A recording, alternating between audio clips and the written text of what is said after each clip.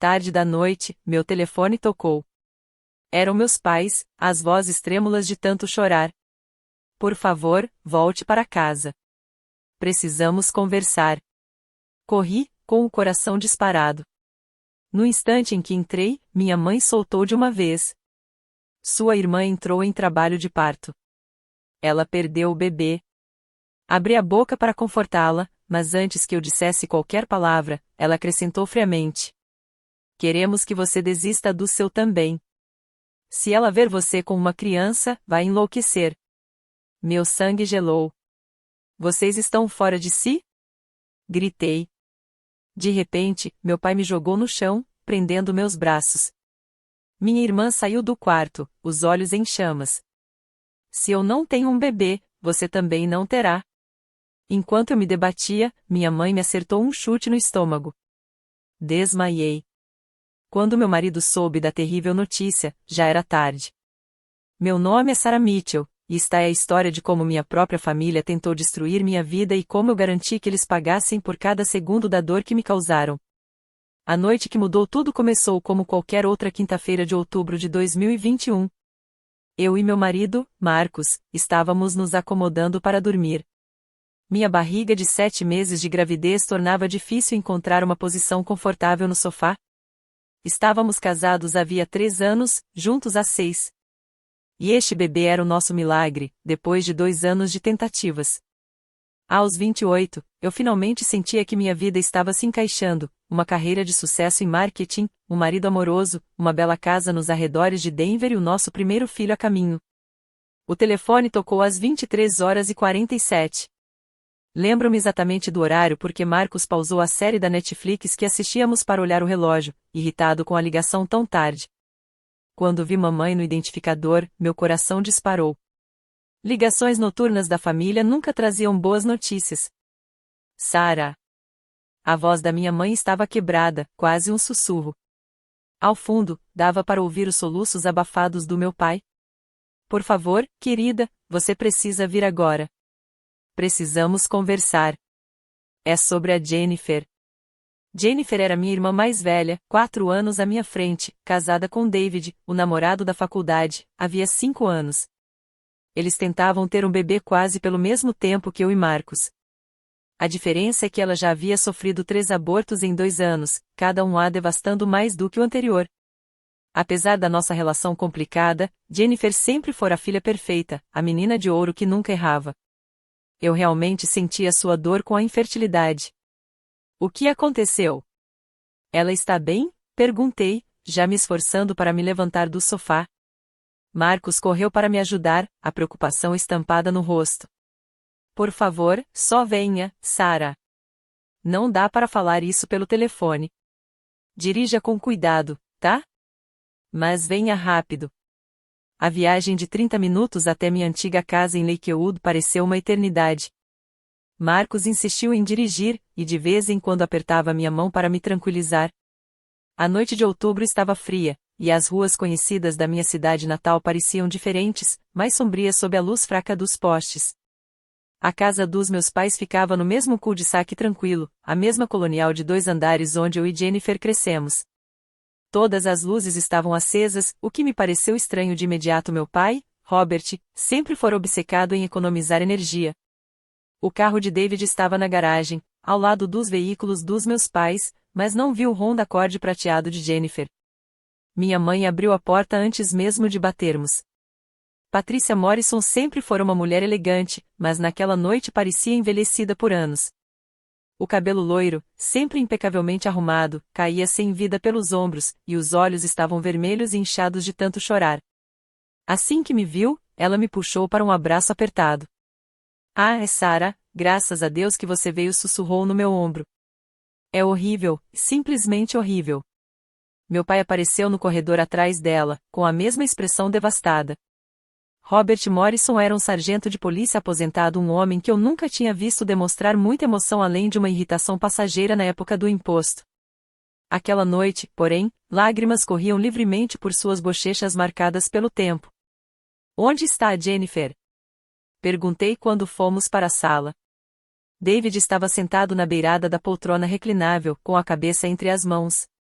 Levantou os olhos quando entramos, e fiquei chocada com o aspecto dele. David sempre tivera aquele ar certinho, o típico garoto americano que os pais sonham que suas filhas vão casar. Esta noite ele parecia não ter dormido há dias. Ela está no hospital, disse minha mãe, a voz se partindo de novo. Sarah, querida, a Jennifer entrou em trabalho de parto hoje. Chegou às 34 semanas desta vez, mas não conseguiu, ela não terminou a frase. Meu coração afundou. Depois de 3 abortos espontâneos precoces, Jennifer finalmente tinha passado das 20 semanas. Tínhamos sido tão esperançosos, tão cuidadosos para não dar azar. Eu ia fazer um chá de bebê para ela no próximo mês. O bebê não resistiu, disse David, em voz baixa. Nós o perdemos. Perdemos o nosso filho. Senti as lágrimas brotarem nos olhos na hora. Apesar da nossa relação complicada, Jennifer era minha irmã, e eu sabia o quanto ela desejava aquele bebê. Meu Deus, David, sinto muito. A Jennifer está bem? Quero dizer, fisicamente. Fisicamente ela vai ficar bem, disse meu pai. Mas emocionalmente. Sarah, ela não está reagindo bem de jeito nenhum. Os médicos precisaram sedá-la. Ela está inconsolável. Sentei-me, com a barriga grávida atrapalhando o movimento. Claro que ela está inconsolável. Perdeu o bebê. O que podemos fazer? Como vamos ajudá-la a passar por isso? O ambiente ficou em silêncio. Minha mãe, meu pai e David trocaram olhares que eu não conseguia interpretar. Havia algo mais acontecendo ali, algo que não me contavam. Sarah, minha mãe, disse por fim, sentando-se em frente a mim. As mãos tremiam enquanto as entrelaçava. Jennifer, quando acordou depois do parto, ela viu uma outra mulher na ala da maternidade. Uma mulher da sua idade, que segurava o próprio bebê nos braços. Assenti, sem entender aonde aquilo ia dar, mas senti um arrepio percorrer a coluna. Ela teve o que os médicos chamaram de surto psicótico, continuou David. Ficou obcecada com a ideia de que não era justo, que outras mulheres podiam ficar com seus bebês enquanto o dela morreu. Ficou perguntando por que Deus a puniria e não puniria as outras. Isso é luto, disse eu, devagar. Faz parte do processo de luto, não é? A fase da raiva. Meu pai pigarreou. Sarah, quando dissemos que íamos te ligar para contar o que aconteceu, ela reagiu com violência. Ameaçou uma enfermeira que tentava acalmá-la. Ficava gritando que não era justo que você pudesse ter um bebê quando ela não pôde. Meu sangue virou gelo nas veias. O que você está querendo dizer? Minha mãe inclinou-se para a frente, pela primeira vez na vida, vi algo em seus olhos que me apavorou. Não era apenas dor ou preocupação. Era cálculo. Sarah, nós estamos pensando sobre isso a noite toda, disse ela. Jennifer não vai conseguir suportar te ver com um bebê. Não depois disso. Pode ser que isso a leve definitivamente ao limite. Então o quê? Perguntei. Você quer que eu evite as reuniões de família até ela se recuperar? Eu aceitaria isso. Seria difícil, com as festas chegando, mas se ajudasse o estado mental da Jennifer, eu faria esse sacrifício. Não, querida, minha mãe falou, com voz baixa. Achamos que o melhor para todo mundo é que você abra mão do seu bebê. As palavras me atingiram como um soco. Senti o ar sair dos meus pulmões. Como é que é? Pense bem, Sarah, meu pai falou, inclinando-se. Você é jovem. Você e o Marcos podem tentar de novo. Ter outro bebê daqui a 1 ano ou 2, quando Jennifer tiver tido tempo para sarar e talvez até engravidado de novo. Mas a Jennifer já perdeu 4 bebês agora, minha mãe acrescentou. 4 chances de ser mãe. Se ela tiver com um filho que ela não terá, isso pode destruí-la completamente. Olhei ao redor, esperando que alguém dissesse que aquilo era alguma piada doentia. Marcos olhava para os meus pais como se tivessem crescido cabeças extras. David não conseguia encarar os meus olhos. Vocês estão fora da cabeça? Consegui dizer, com a voz subindo. Querem que eu abra mão do meu bebê? Meu bebê? Porque a Jennifer perdeu o dela. Não é só pela Jennifer, disse meu pai, firme. É pela família. É fazer o que for melhor para todos os envolvidos. O que é melhor para todo mundo? Levantei-me com a rapidez que meu corpo grávido permitia. E o que é melhor para mim? Para o meu bebê? Para o Marcos. Sarah, acalma-se, minha mãe disse. Você está se exaltando, e isso não é bom para o bebê. Nem ouse, gritei. Nem ouse falar sobre o que é bom para o meu bebê quando vocês estão me pedindo para entregá-lo. Não estamos pedindo que você o entregue para sempre, disse meu pai, também de pé. Estamos falando de adoção. Uma família boa que não pode ter filhos. Como a Jennifer não pode ter. As palavras saíram mais cruéis do que eu pretendia, mas eu já não me importava. Então deixa eu ver se eu entendi direito. Porque a Jennifer não consegue levar uma gravidez até o fim, eu teria que sacrificar a minha. Ela é sua irmã, minha mãe gritou, mostrando a primeira emoção verdadeira além da manipulação calculada. Ela precisa de você agora. Precisa saber que você está disposta a se sacrificar por ela do jeito que ela se sacrificaria por você. Será que ela? Perguntei. A Jennifer realmente abriria mão do próprio bebê se a situação fosse invertida? Porque, de algum modo, eu duvido. A porta da frente bateu e todos nos viramos para o barulho. Jennifer entrou na sala e eu mal a reconheci. Minha irmã sempre foi bonita, alta, loira, elegantemente natural como nossa mãe. A mulher na porta parecia ter passado pelo inferno. O cabelo estava embaraçado de um lado e ela ainda usava a camisola do hospital por baixo do casaco do David. Ela dava alta contra a recomendação médica, movida por algo mais escuro que o luto. Mas foram os olhos dela que mais me assustaram. Estavam completamente vazios, como se ela olhasse através de mim, e não para mim. Jennifer, querida, você não devia estar aqui, disse David, levantando-se num pulo. O médico disse. Eu ouvi o que vocês estavam falando, disse Jennifer, com a voz estranhamente calma. E a Sarah está certa. Eu não abriria mão do meu bebê por ela. Por um momento, senti-me justificada. Finalmente alguém reconhecia o quão insana era aquela proposta. Mas então, Jennifer continuou, seu olhar vazio finalmente fixando-se na minha barriga grávida. Eu não tenho um bebê para abrir mão. Tenho? Não tenho nada. Nada mesmo. Jennifer, comecei, mas ela me cortou. Você sabe como é, Sarah? Tem ideia do que é carregar uma criança por 8 meses? Sentir ela se mexendo dentro de você?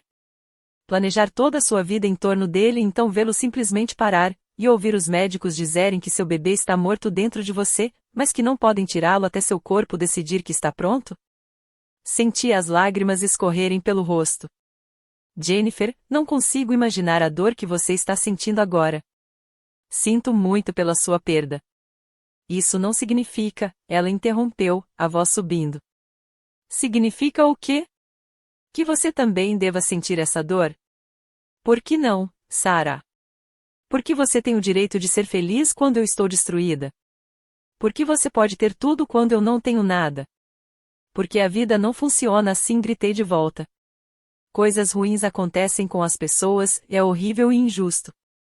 Mas isso não significa que todo mundo tenha que sofrer também. Jennifer me encarou por um longo instante, e vi algo mudar em sua expressão. O vazio deu lugar a algo muito pior, ódio puro e desmedido. Se eu não tenho um bebê, ela disse, baixinho, então você também não terá. Antes que eu pudesse reagir, meu pai avançou e me derrubou no chão. O impacto tirou o ar de mim, e senti uma dor aguda atravessar minha barriga. Meu pai era um homem grande, ainda forte apesar de estar na casa dos 60, e me prendeu antes que eu sequer tentasse me debater. Pai, o que você está fazendo? Gritei, o pânico tomando conta do meu corpo. Sinto muito, Sarah, ele disse, e eu me surpreendi ao ver lágrimas nos olhos dele. Mas não podemos deixar você destruir sua irmã.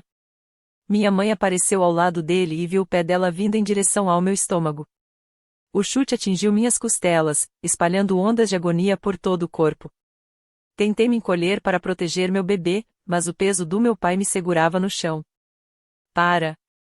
A voz do Marcos parecia vir de muito longe. Sai da minha esposa. Alguém ligou para o 190.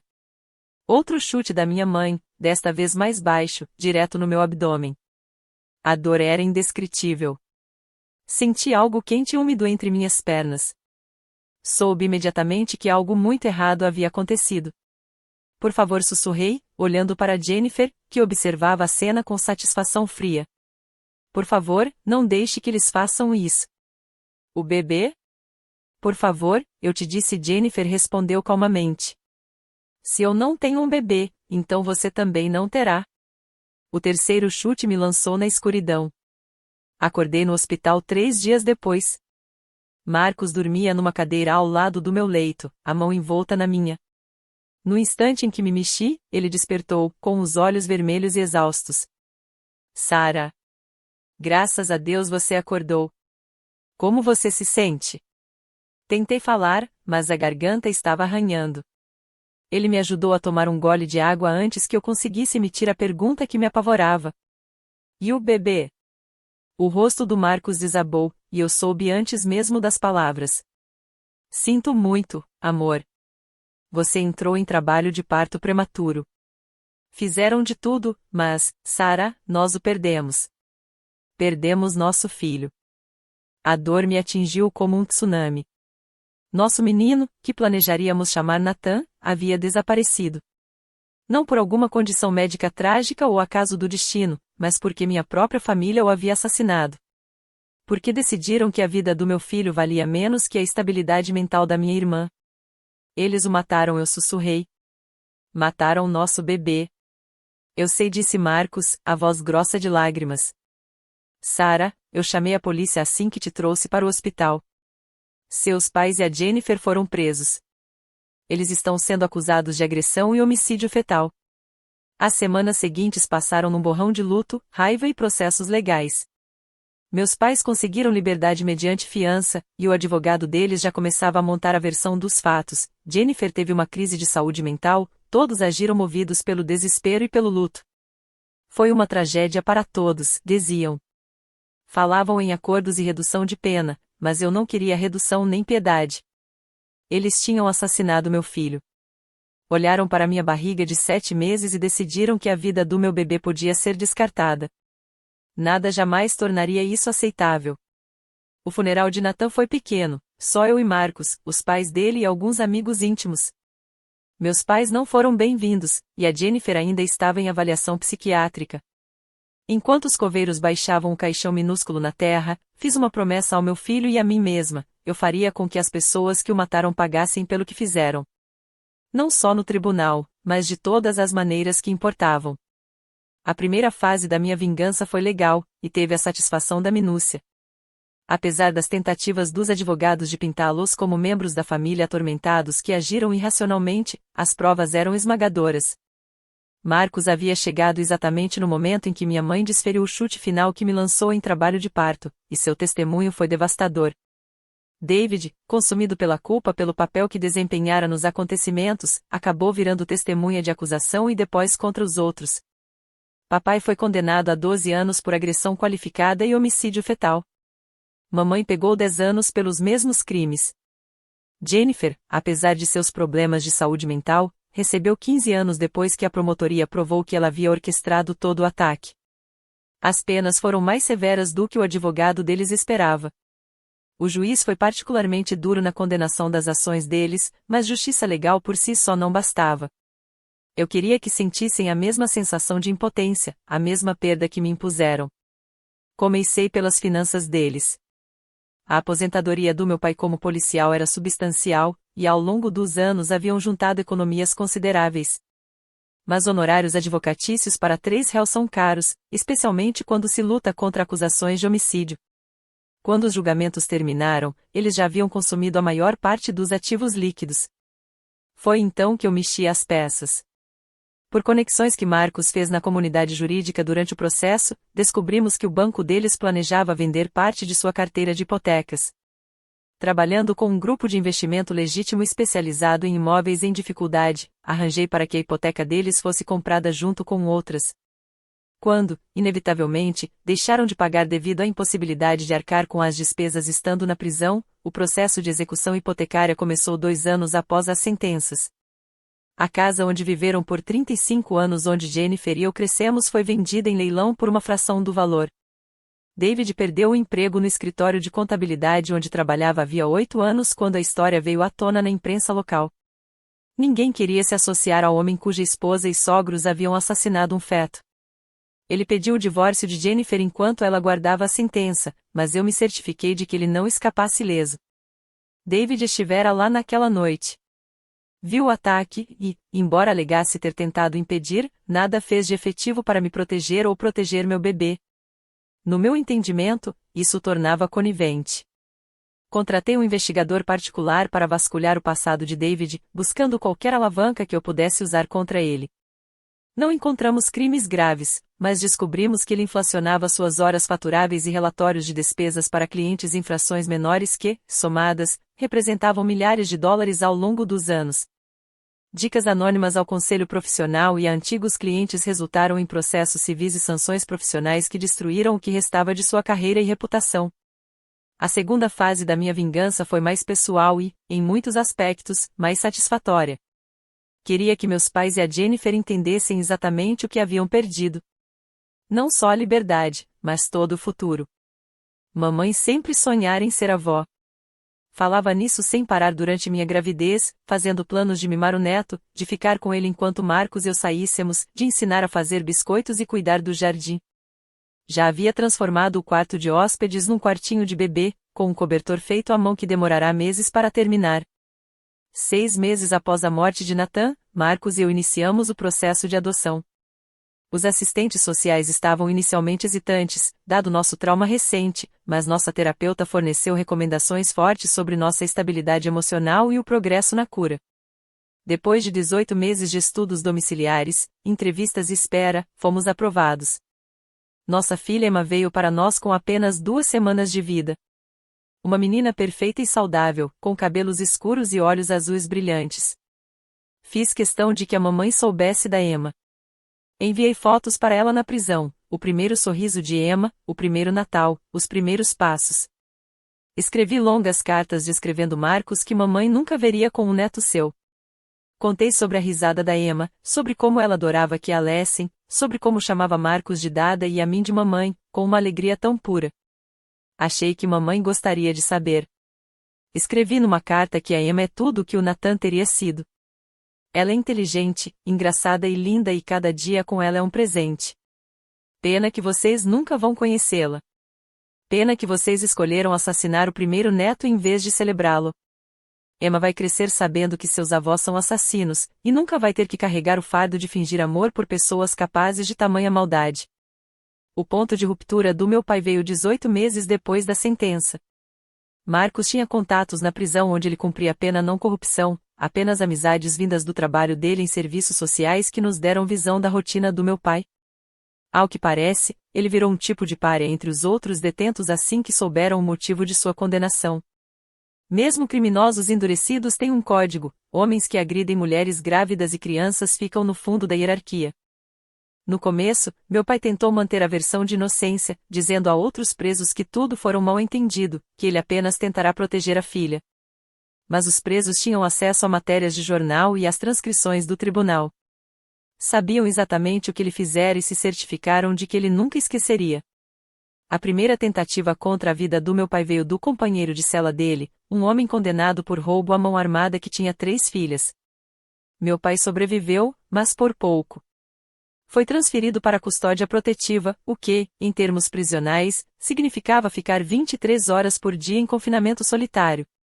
Mesmo a custódia protetiva não bastou para afastá-lo das consequências de seus atos. A notícia do caso se espalhou pela população carcerária. Crimes contra grávidas e crianças são considerados imperdoáveis na cultura prisional. Outros detentos passaram a demonstrar seu nojo com ameaças e assédio durante os breves períodos em que ele saía da cela. Foi nesse período de isolamento que comecei a enviar cartas ao meu pai detalhando o impacto das ações dele. Descrevi os últimos momentos do Nathan, o trauma que Marcos presenciou e os efeitos contínuos em toda a nossa família. As cartas foram calculadas para maximizar o sofrimento psicológico, lembrá-lo diariamente de que ele escolheu se tornar o tipo de criminoso que passou a vida perseguindo. Você sempre dizia que foi policial para proteger as pessoas, escrevi numa carta especialmente dura. Dizia Jennifer e a mim que seu trabalho era impedir que os bandidos fizessem mal às vítimas inocentes. Mas, no fim, você se transformou exatamente no monstro que passou a vida caçando. Tornou-se o homem que bate numa grávida até o bebê morrer. Nathan era totalmente inocente e você o assassinou porque foi fraco demais para enfrentar sua filha psicótica. As cartas tiveram o efeito desejado. O companheiro de cela antes da agressão havia contado a outros detentos que meu pai às vezes chorava durante o sono, chamando pelo nome do Nathan. Depois que minhas cartas começaram a chegar, o choro tornou-se constante. Meu pai parou de se alimentar com regularidade, perdeu muito peso e começou a apresentar sinais severos de depressão. Foi assim que ele descobriu sobre a Emma. Um guarda que conhecia o Marcos repassou uma das minhas cartas, e meu pai, ao que consta, desabou completamente ao lê-la. Ele já havia perdido a casa, a liberdade e a reputação e agora tinha de enfrentar a realidade de que suas ações o privariam também de qualquer relação com futuros netos. A carta sobre a Emma foi cuidadosamente escrita para causar o máximo dano psicológico. Incluí fotos da manhã do primeiro Natal dela, o rosto iluminado de alegria ao abrir presentes que meu pai jamais lhe daria. Escrevi sobre como ela aprenderá a dizer vovô, mas que nunca teria um avô para escutar essa palavra, porque seu avô era um assassino de crianças apodrecendo na prisão. A Emma vai crescer ouvindo histórias de Ninar que eu escrevi, mas nenhuma delas será sua. Ela vai aprender a andar de bicicleta, terminar a escola, talvez casar algum dia e você vai perder tudo isso porque escolheu assassinar o irmão dela. Cada marco que ela alcançar será um lembrete da vida que vocês destruíram, a do Nathan e a de vocês mesmos. Também me certifiquei de que meu pai soubesse do impacto que suas ações tiveram sobre o Marcos. Meu marido sofreu seu próprio trauma naquela noite, assistindo impotente enquanto minha família me atacava e matava nosso filho. Marcos desenvolveu TEP por causa da experiência, com pesadelos e ataques de pânico por meses depois. Precisou de terapia intensiva para processar o que presenciou. E mesmo agora, anos depois, ele ainda tem momentos em que a memória o sobrecarrega. O Marcos às vezes acorda gritando escrevia ao meu pai em outra carta. Ele sonha com aquela noite, com você me segurando enquanto a mamãe chutava nosso bebê até a morte. Sonha em chegar ao hospital e ouvir que o filho dele estava morto porque a família da mulher dele são assassinos. Você não só matou o Nathan. Você traumatizou meu marido. Você destruiu minha sensação de segurança. Arruinou todas as minhas relações com a família extensa. Os efeitos da maldade de vocês vão durar gerações. Enquanto isso, eu destruía sistematicamente o que restava da reputação dos meus pais na comunidade onde viviam. Os antigos colegas do meu pai na delegacia ficaram horrorizados com o que ele fez, e eu fiz questão de que seguissem horrorizados. Compareci a todas as reuniões comunitárias, a todas as arrecadações de fundos da polícia, a todo evento onde os antigos amigos do meu pai pudessem, por descuido, esquecer o que ele tinha feito. Me levantava durante o espaço para manifestações públicas e lembrava a todo mundo presente que o ex-sargento Robert Morrison estava cumprindo pena por assassinar um feto. Descrevia o ataque em detalhes clínicos, certificando-me de que o antigo parceiro do meu pai, seu supervisor, os companheiros de copo do sindicato policial todos lembrassem que o homem que um dia respeitaram era agora um assassino de crianças condenado. A delegacia acabou aposentando definitivamente o número de identificação do meu pai, um passo incomum, geralmente reservado a policiais mortos em serviço. Mas naquele caso, queriam garantir que o número dele jamais ficasse associado ao departamento novamente. Foi um gesto simbólico que o feriu profundamente quando ele soube. Também descobri que meu pai planejava pedir liberdade condicional antecipada depois de cumprir 8 anos da pena de 12. Bom comportamento, junto à idade e a problemas de saúde, poderia torná-lo elegível. Foi quando lancei uma campanha para barrar sua liberação, recolhemos depoimentos de membros da comunidade e organizei testemunhos para a audiência de condicional. A Organização de Direitos das Vítimas que me apoiou no julgamento ajudou a coordenar o esforço. Reunimos declarações de pessoas da nossa antiga comunidade, vizinhos, antigos colegas, membros da igreja detalhando o impacto contínuo do crime do meu pai e argumentando contra sua soltura antecipada. A comissão de condicional recebeu depoimentos de especialistas médicos sobre o desenvolvimento fetal e o trauma da morte violenta. Ouviram Marcos falar sobre os pesadelos que ainda o afligiam anos depois. E, de forma mais contundente, me ouviram relatar como a violência do meu pai roubara a vida do Nathan e mudará a minha para sempre. A comissão negou o pedido. meu pai só poderia tentar novamente daqui a 3 anos, o que significava que cumpriria quase toda a pena de 12 anos.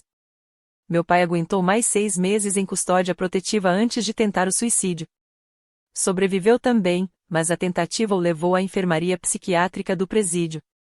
Pelo que soube por último, passa os dias fortemente medicado e mal responde às interações. O homem forte e orgulhoso que me criou havia sido restava uma casca quebrada que destruiu tudo que amara num único ato de crueldade imperdoável. O castigo da Jennifer foi mais sutil, mas não menos devastador. Ela sempre se definirá pela possibilidade de ser mãe. Mesmo após 3 abortos, mantinha a esperança de que um dia teria a família com que sonhava. Essa esperança se transformou numa coisa perversa, mas permaneceu o núcleo de sua identidade. Fiz questão de que a Jennifer entendesse que suas ações tinham consequências que iam além da prisão. Com pesquisa cuidadosa, identifiquei as famílias das outras mulheres que estavam na ala de maternidade na noite em que Jennifer perdeu o bebê, mulheres que, como eu, foram alvo da raiva e do ressentimento dela simplesmente por terem gestações bem-sucedidas. Procurei essas famílias e contei toda a história do que me aconteceu. Várias tinham crianças da mesma idade que o Nathan teria, e ficaram horrorizadas ao saber que seus bebês saudáveis foram o gatilho para o surto psicótico da Jennifer. Mas também ficaram aliviadas por entenderem por que uma mulher estranha as olhara tão intensamente durante a internação. Juntas, formamos uma espécie de grupo de apoio não de luto, pois muitas delas não haviam sofrido a perda que eu vivi, mas de cura. Organizamos arrecadações para pesquisa sobre perdas gestacionais e serviços de apoio. Trabalhamos como voluntárias em centros de gravidez de crise. Criamos um fundo de bolsas em nome do Nathan para mulheres que cursassem áreas de saúde materna. Cada história de sucesso do nosso grupo, cada vida que ajudamos, cada mudança positiva que promovemos no mundo foi uma resposta ao que a Jennifer destruiu. Enviei atualizações sobre nossas atividades para Jennifer, certificando-me de que ela soubesse que o ato egoísta de violência dela havia inspirado algo belo e significativo. Eu queria que ela entendesse que, enquanto a incapacidade dela de gerar um filho a levou a tentar destruir os outros, a minha perda me motivou a salvar vidas. A fase final da minha vingança era mais importante: construir uma vida que provasse que minha família não havia vencido. Marcos e eu adotamos mais 2 crianças nos 3 anos seguintes. O irmãozinho da Emma, Jake, veio para nós quando tinha 18 meses, um garotinho cheio de energia e com um sorriso travesso. Nossa caçula, Lily, tinha apenas 6 meses quando se juntou à família, um bebê sério que quase nunca chorava, mas observava tudo com uma curiosidade intensa. Deixamos o Colorado para trás e nos mudamos para a Carolina do Norte, onde Marcos recebeu uma promoção. Compramos uma linda casa com um quintal espaçoso para as crianças brincarem, e eu fundei uma organização sem fins lucrativos dedicada a apoiar famílias que perderam filhos para a violência. A ONG, chamada Nathan's Light, cresceu rapidamente. Nós oferecíamos ajuda financeira para despesas de funeral, serviços de aconselhamento para famílias enlutadas e fazíamos advocacy por leis mais fortes de proteção a crianças não nascidas.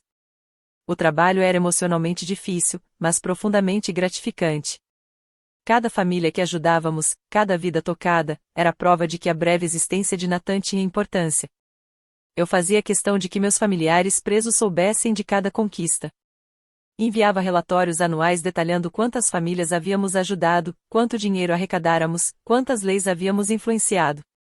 Eu queria que entendessem que a tentativa deles de me destruir acabou me inspirando a lutar contra o mesmo tipo de mal que haviam cometido.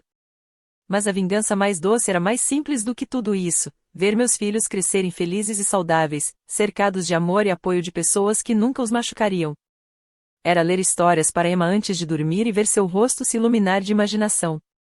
Era ensinar Jake a andar de bicicleta e comemorar quando finalmente conseguiu se equilibrar sozinho. Era segurar Lily em seus primeiros passos, suas mãozinhas gordinhas agarradas aos meus dedos em busca de apoio. Cada conquista, cada momento de alegria, cada dia de vida familiar normal era uma vitória sobre aqueles que tentaram me tirar tudo. Eles queriam que eu ficasse destruída, tão vazia e amarga quanto Jennifer havia se tornado. Em vez disso, construí uma vida cheia de mais amor do que eu jamais teria imaginado. As crianças sabem que são adotadas, sempre fomos honestos sobre isso. Também sabem que tem um irmão mais velho no céu, chamado Nathan, que teria amado muito cada um deles. O que ainda não sabem, e não saberão até serem adultos, é a história completa de como Nathan morreu. Não precisam carregar esse peso agora. Mas um dia, quando forem mais velhos, contarei a verdade. Explicarei que existem pessoas capazes de coisas terríveis, até mesmo aquelas que deveriam amar você incondicionalmente. Vou ensiná-los que laços de sangue não garantem lealdade ou amor e que, muitas vezes, a família que você escolhe é mais forte do que a família em que nasceu.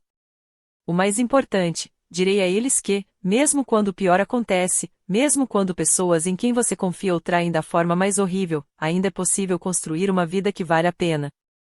Ainda é possível encontrar amor, fazer a diferença e viver momentos de alegria. Jennifer foi solta há 2 anos, após cumprir 10 dos 15 anos de sua pena. Bom comportamento e tratamento contínuo de saúde mental lhe renderam liberdade condicional antecipada. Ouvi por ex-vizinhos que ela se mudou para um pequeno apartamento em outra cidade, trabalha meio período em um mercado e frequenta sessões de terapia obrigatórias. Nunca a vi, e não tenho intenção de vê-la. A ordem de restrição que consegui após sua soltura garante que ela não pode me contatar nem chegar perto da minha família. Mas sei que ela tem consciência de como minha vida se transformou. A ONG ganhou destaque regional, e já fui entrevistada por vários jornais e programas locais. Nossa história familiar, a versão suavizada, que foca em superação e não em vingança, foi publicada em diversas matérias sobre resiliência diante da tragédia. Jennifer sabe que eu não apenas sobrevivi ao que ela fez comigo, mas que usei isso como combustível para construir algo significativo. Ela sabe que sua tentativa de me destruir acabou me inspirando a ajudar centenas de famílias a encontrarem cura após a perda. E também sabe que, enquanto ela vive sozinha em um pequeno estúdio, tentando reconstruir a vida depois da prisão, eu estou cercada de filhos amorosos e realizando um trabalho que faz diferença real no mundo. Meu pai e minha mãe continuam presos. O estado mental dele nunca se recuperou após a tentativa de suicídio, e é provável que passe o resto da pena sob cuidados psiquiátricos. Já minha mãe saiu em liberdade condicional no ano passado, após cumprir 7 dos 10 anos de prisão. Ela se mudou para um pequeno apartamento em outro estado, trabalha meio período em uma loja e frequenta sessões de aconselhamento obrigatórias. A ordem de restrição que obtive garante que ela também não possa me contatar nem se aproximar da minha família. Não respondi a nenhuma das cartas que ela me enviou ao longo dos anos. No começo, foram tentativas de justificativa explicando o desespero que sentiam, como achavam que faziam o melhor pela família. Depois, quando a realidade da situação se estabeleceu, as cartas viraram pedidos de desculpas.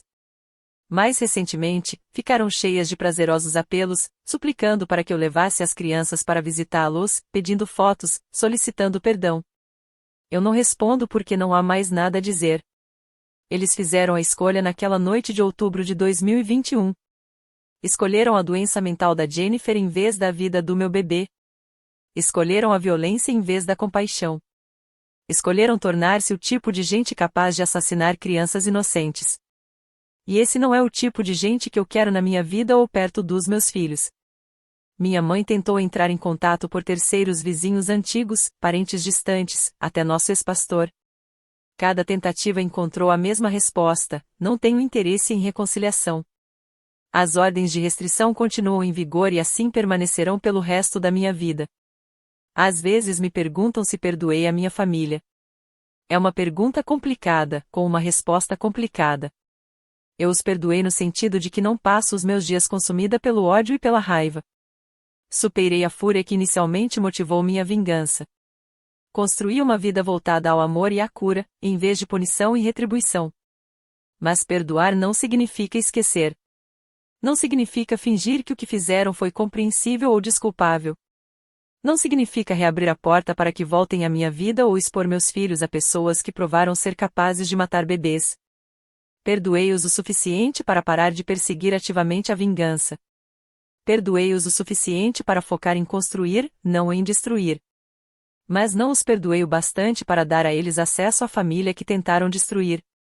Minha vingança foi completa no dia em que percebi que eu era genuinamente feliz de novo. Não feliz apesar do que me fizeram, mas feliz porque usei aquilo como combustível para me tornar uma pessoa melhor. Eles queriam me quebrar, reduzir-me ao nível de amargura e desespero deles.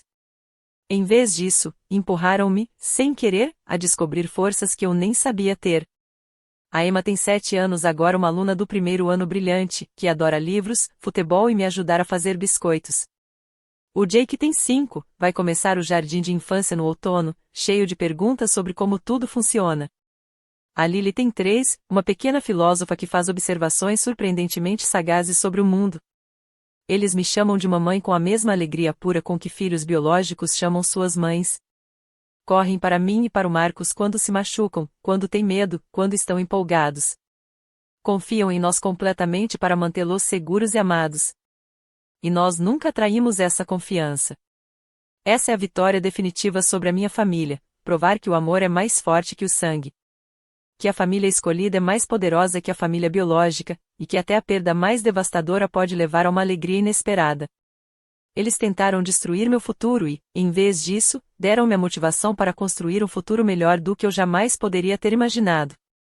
O Nathan estará sempre no meu coração, e vou sempre lamentar a vida que ele poderia ter tido. Mas aprendi que luto e alegria podem coexistir. Que amar a criança que você perdeu não impede que você ame as crianças que encontra depois. Minha família tentou me ensinar que o amor é finito, que só há uma certa quantidade de felicidade. Eu aprendi o contrário, o amor se multiplica quando é compartilhado, quanto mais você dá, mais recebe. Há 3 anos eu era uma mulher quebrada que havia perdido tudo que importava.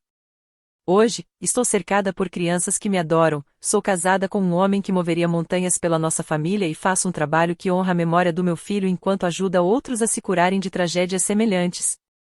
As pessoas que tentaram me destruir cumprem pena na prisão com suas vidas arruinadas e futuros incertos. Eles apostaram tudo na crença de que o amor deles pela Jennifer valia mais que o meu amor pelo Nathan.